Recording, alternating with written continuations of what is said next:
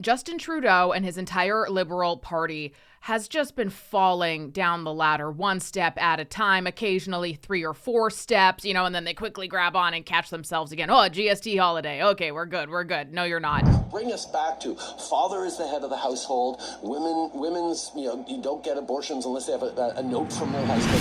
That was deeply disturbing, and if I have to suffer through it, so do you, okay? It's not a very long clip, I promise, and there is a lot to take away. I'm at the point where I'm genuinely starting to feel concerned about the state of the mind of Justin Trudeau, which also leads me to something else really fascinating that we're able to observe in real time, which I'll get to after we play this clip. I'm Jasmine Lane. This is Over Opinionated. Subscribe to the channel, like the video. Most importantly, comment your thoughts down below. You can also give me a follow on other social media platforms as well. Yeah, your eyes are going to be open wide by the end of this. And if you think they're already open wide, you might be surprised with what's coming up.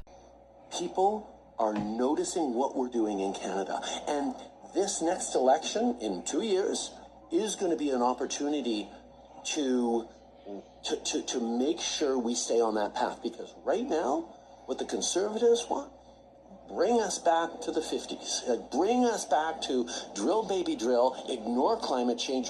Bring us back to father is the head of the household. Women's, you don't get abortions unless they have a note from their husband. Like it's a kind of thinking that is really putting at threat everything we've been able as a country, not as a government, as a country to build over the past year or so. So obviously this is from an older interview, but I would say that right there kind of signaled the demise because, yeah, this was 2 years ago. And the last 2 years of the Trudeau government, they have not been good. I genuinely think that there's something not well with him, if I can put it lightly like that. Like the way that he is speaking is filled with so much insanity. It's so illogical. It's also so untrue. The Conservatives don't wish to do that whatsoever. It's in their own party declaration, which I guarantee Justin Trudeau has read, but is choosing to ignore so that he can continue to fear-monger because he likes fear-mongering over facts. And that's how he's won the last few elections, is by successfully doing that, which is quite easy to successfully do when you pay the media. Woke has to stop.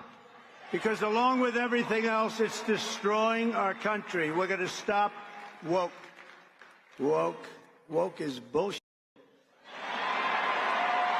For years, I would argue decades actually, probably since Obama got in the US, there has been this really huge attack on the modern family, let's say, and there's been this huge attack to create more division and fear and to make people feel unequal and unworthy, undeserving where they otherwise didn't or really had no reason to, which is exactly what he just did there by talking about the abortion thing. That's not even an issue with Conservatives. You can go and read through the bills that Conservatives have voted for and against in that nature of things, and I'm sure you would quickly understand why they did, and it had nothing to do with banning those. Also, can I just say, as a woman, how ridiculous, outrageous, and insulting it is that the only quality about me the Liberal government and NDPs like to say is worthy of protecting is the fact that should I get pregnant,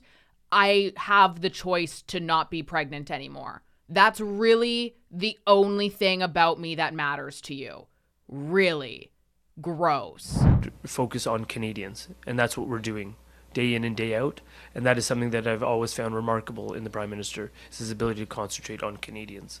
And what motivates me, and motivates every single Liberal, no matter whom you're talking to right now, is that we're all unified behind the idea that a change of government with that individual named Poilievre proposing to replace us would not benefit my riding, would not benefit this city, would not benefit this country. And that right there is exactly when you know that the government in question is doing some shady, corrupt stuff. Because any poll that they would look at, any data, public opinion, anything that they have to look at to formulate that opinion shows exactly the opposite. What is true is that a Poilievre government wouldn't benefit that particular minister. It wouldn't benefit any of the ministers who would lose their jobs, who would lose their credibility, who would be known as going out with the disastrous Trudeau government. And it has been beyond fascinating to witness in real time the absolute crumble of this. And I think a lot of us have had encounters with narcissists before, malignant narcissists, people who are just so cruel and vitriolic and pure evil. Really, there's no other way to put that they will go to immense lengths to completely destroy and toss out anybody who is a dissenting voice. And that's exactly what our government has done and laughed about when they've done it to their own citizens. It's devastating for us citizens, obviously, because we are being absolutely used and abused by them, and then also blamed and name-called, which is just a whole other category. But it is really interesting to see the fall of Justin Trudeau, a narcissist who gets removed from his high horse, and how erratically they react when people don't like them anymore. It has been an eventful couple of days. It hasn't been easy, and that's why I'm so happy to see you guys. You know, it's hard not to feel happy when we're like this, among Liberals, among family, because that's what we really are, a big family. Now, like most families, sometimes we have fights around the holidays. But of course, like most families, we find our way through it. You know, I love this country. I deeply love this party. I love you guys. And love is what families are all about. And you know what? While so many people on the left will just vitriolically spew propaganda nonsense, hurl insult, it's just exhausting if they find out that you're conservative, if you happen to have a different view than theirs. I just really want to remind you two things. Number one, that Canadian conservatism is the equivalent of 1990s liberalism, and that it really is the left that has shifted so much. And then they call us all of these names that aren't true, that can make us go into hiding and into silence because we're scared.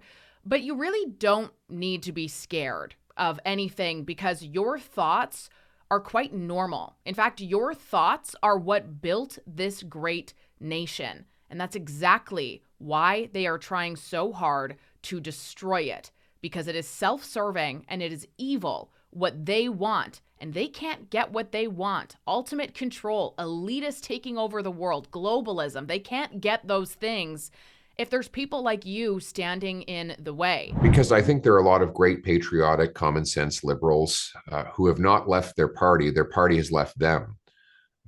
There used to be a common sense consensus in this country where liberals believed in liberty, conservatives believed in conserving it. The old expression was that liberals were the gas pedal, conservatives were the brakes. You need both to drive a car.